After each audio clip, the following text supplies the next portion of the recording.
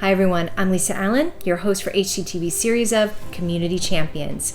Despite the distresses COVID-19 has put on all our communities, we are witnessing a universal generosity from financial donations to volunteering to those who are just sharing their expertise that might support someone else getting back on track. At HTTV, our focus is always on you, our community, and during this pandemic, there's nothing different. We are highlighting extraordinary people who are making up our great community all across the state and basically telling the story of what the best of humanity looks like during a difficult time.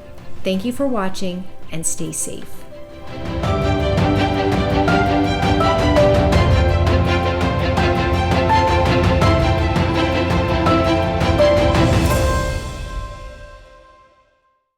Hi everyone, I'm Lisa Allen and this is HTTV. Today I'm with Amanda Block, founder of G.R.A.C.E. G.R.A.C.E stands for Giving and Receiving Assistance for Our Community. Thank you so much for joining me, Amanda.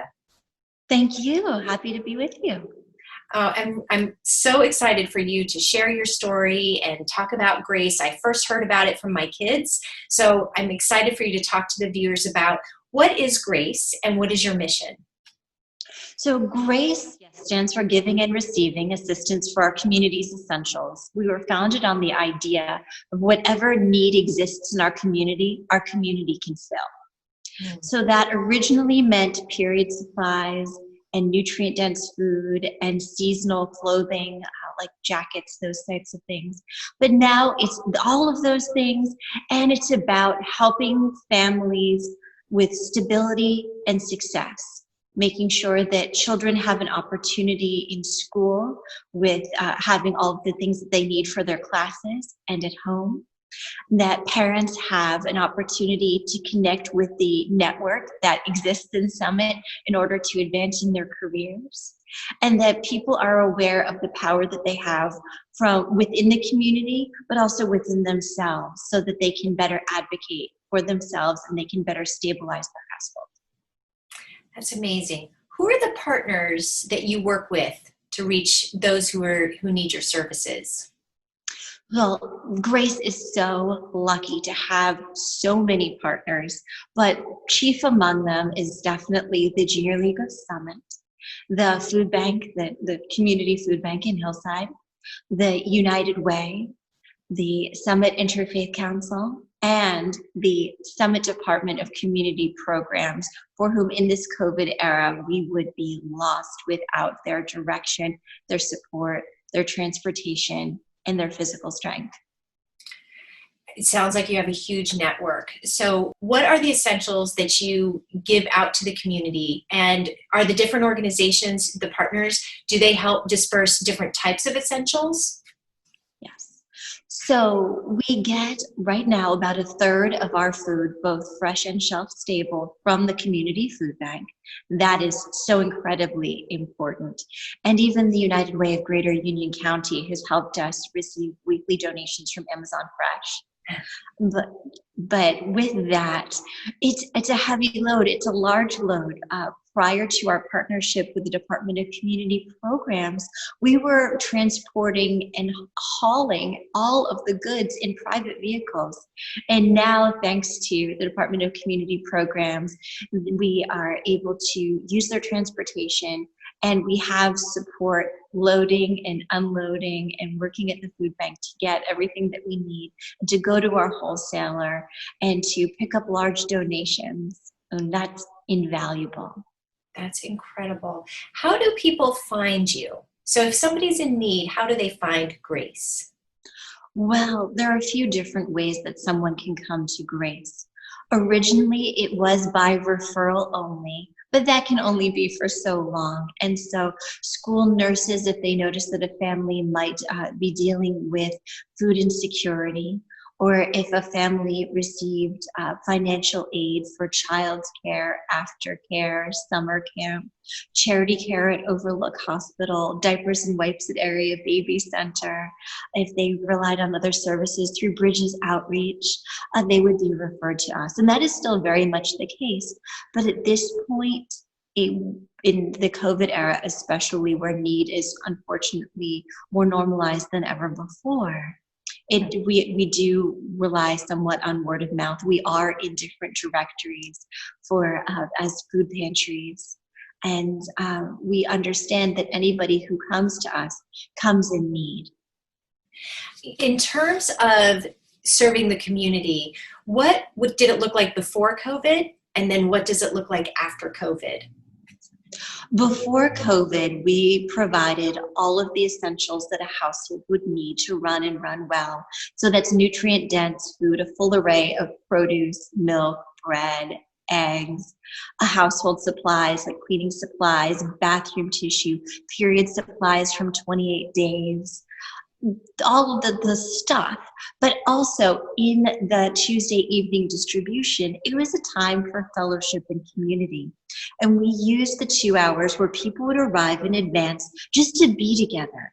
And so we wanted to make that a time where not only could we be together, but we could be useful for each other in terms of sharing information, in terms of giving classes, in terms of having fun and doing something that's healthy for the body, mind, and spirit.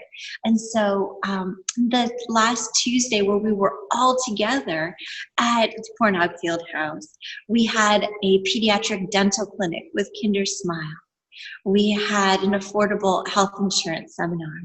Overlook Hospital came and did a health education and medical screening, and then talked to our shoppers about if they had a health situation, how maybe they could help themselves through the food choices that we had. We were also a choice model pantry, which meant that we were set up like a farm stand, and that if somebody didn't care for a certain item, they didn't have to take it. And that our fruit was truly, we had a selection of fruit and they could pick a certain amount for however many in their household. But it was up to them, it was up to the shoppers to say, this is what would be important to me. This is what I would value. It wasn't just kind of lucky pick. Whereas now we're making referrals for rental assistance. We're helping people make sure that they have the supplies that their children need for at-home school. We're definitely still connecting wonderful, generous people in our community with people in need, but we're doing so at a distance.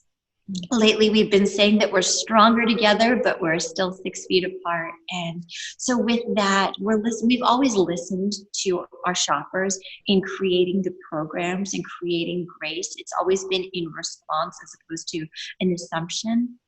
And that's still very much the way that it is. And so what that means is truly being considerate right now is keeping our distance.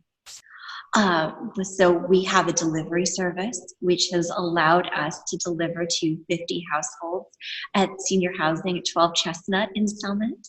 That has allowed us to make sure that families that are recovering from COVID can still receive the supplies that they need.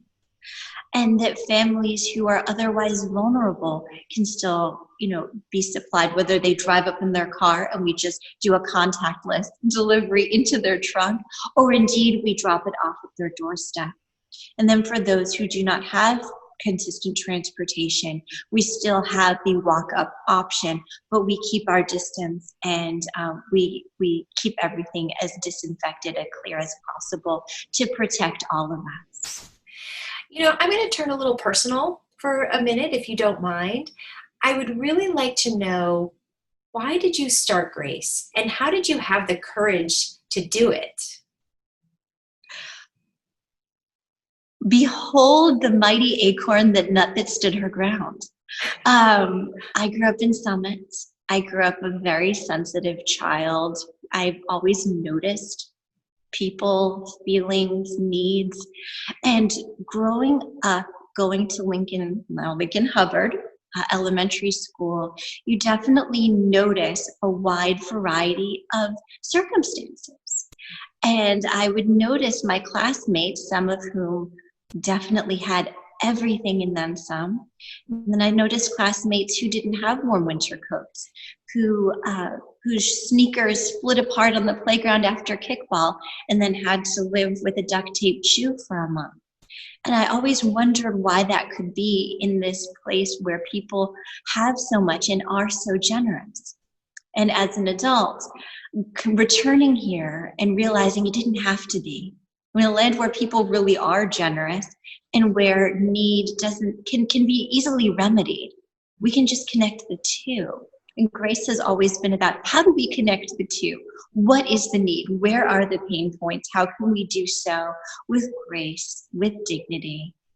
And Grace is also the name of my daughter. I named her that because I saw motherhood, and certainly having her as my daughter, as an incredible blessing, one that I never had to show that I deserved it, and yet here it is. Here's my blessing, and what can I do with this wonderful blessing? And certainly everybody who comes to Grace deserves all of the blessings of a fulfilling life, of a life with healthy options, of a life where one doesn't have to stay out in the cold. And Grace really aims to do that. And more we're trying to do that, not just with things, but with information, with connections, and with community. And even in this time of social distancing, community has come out in so many ways to support Grace and support the shoppers who come to Grace. Every single week, we've had bathroom tissue. Every single week, we have new ways to help people, no matter what their quandary is. If they need a laptop, we've found laptops for children. If people need help with rental assistance, we've helped with that. We've helped people with cat food. Whatever it is within our community, we have a way of making that connection and helping them to feel secure and valuable part of our community. You speak about it so passionately, and I can feel just how much giving is in your heart and the grace that you provide to our community. I think it's a really beautiful mission. We're winding down our time. Is there anything that we can do as a community to help support you? Like if somebody's interested in donating time, where can they find you? The easiest way to find us, especially in understanding whatever our to the minute needs are, is on social media, primarily Facebook and Instagram, where we are Grace Summit. We keep a list posted of our current needs. You can find out more about our ongoing programs there. We respond to, I have a team, a social media team, and they and I respond to messages as they come in. We are always in need of volunteers. We're always in need of fresh ideas as to how to connect. If you yourself are in need and can think of something that we aren't offering or the community could offer that isn't on offer, we want to hear about it.